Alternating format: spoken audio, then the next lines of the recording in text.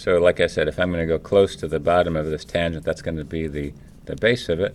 I'm going to go pretty high up here for the height, and just kind of estimating the center line of this. Can't really see the center line, but it's going to give me some way to measure this piece depending on how far I decide to go off to the edge here.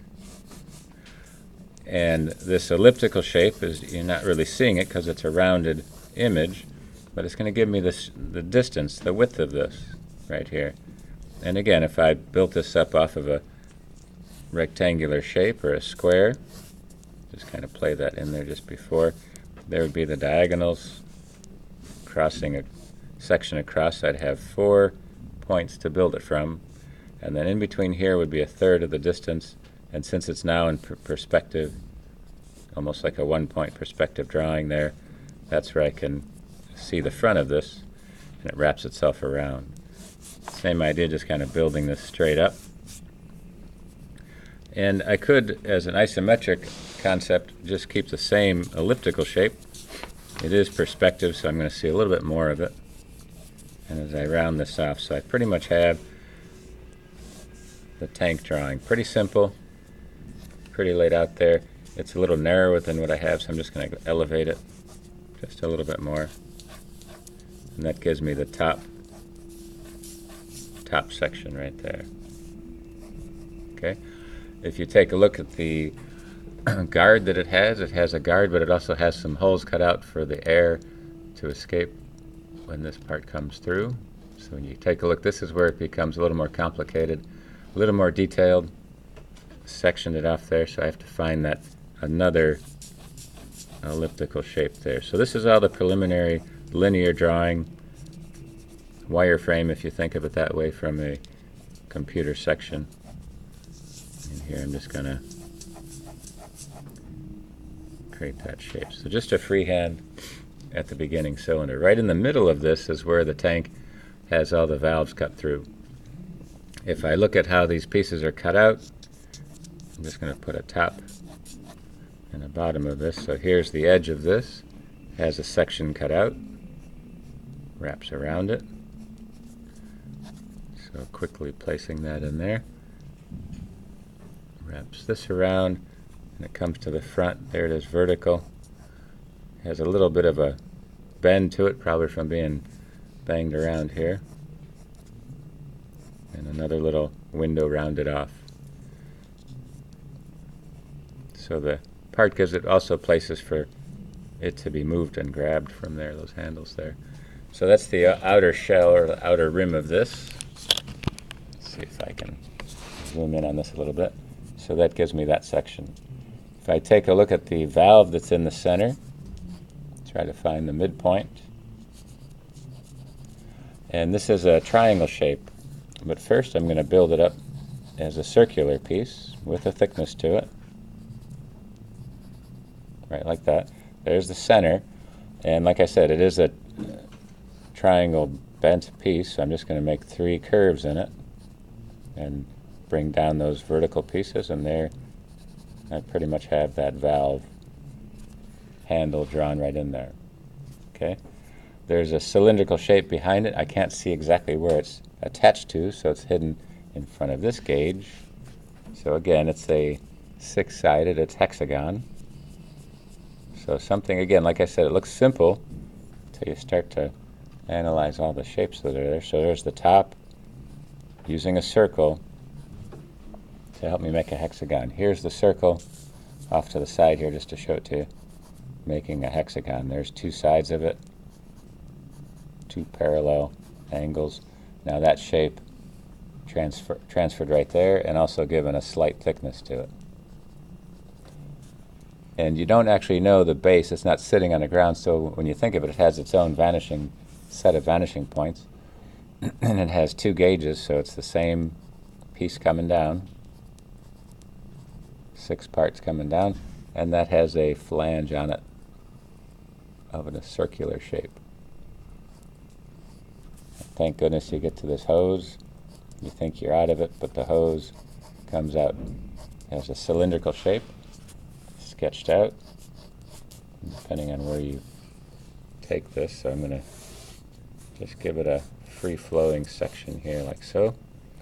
But taking a look back at the detail that shows up here, it has fittings wrapping around this, and one of these is also a hexagon, and those are used to actually tighten the piece on there. And again, sharp pencil helps me out there, so that's that section. So pretty much I have the drawing. I've laid it out lightly, just like a sketch, if you do anything thinking of it as a thumbnail sketch. Okay. And now I can go ahead and take a look at the drawing and just start to shade this section in. So depending on your ability, take your straight edge is probably the easiest section to help on. You can also see that it has the labeling, so whatever lines that you've continued here, that can also touch up from here. Okay. And remember, it's a light surface, so here's a straight line on the other side coming across, a straight line across here. So I'm just kind of going back, heaving up some of the outlines to see it first, and then taking a look at all these pieces. So part of the shading, especially on something that's white on white, where it doesn't have much contrast yet, you're kind of looking for pieces to shade. So this casts shadow of its own accord here, wrapping it around here, builds that part. See if I can turn that a little bit, not too much. So the cast shadow is actually helping in this particular reference file. And then you can see this part with the shadow. So you can take your straight edge too and just, as I'm doing this, or you guys mostly have this tool too, whichever one you find to be, and just stretch it across the top. It's giving you a little bit of a texture at the same time, so you have two options to work yourself across, or if you just like to do it freehand.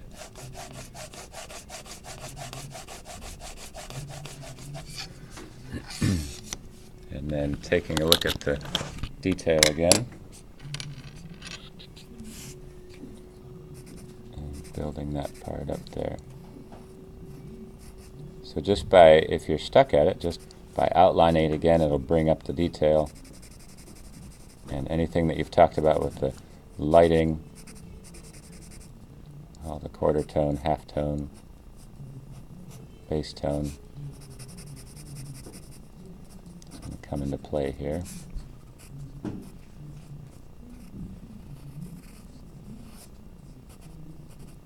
So just by re-outlining these shapes, it's going to help you. Some of you have this stump which you can use. This, all this does is soften it up. It takes the graphite and goes right into the grooves of the paper if you have a textured sketchbook. So I'll just try it a little bit just to demonstrate it. Right in there. And then you have the lead coming back. So you can blend this across. You can see that it has this texture to it. So I'm just kind of shading it in there. It's coming across. Might be lagging on the video there. Sorry about that. Take a look.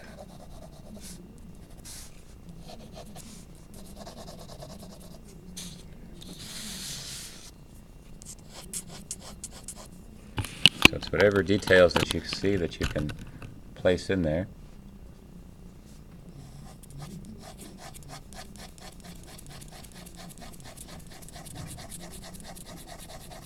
So here's the label. Here's the hose. The hose in this case has a little stark connection to it.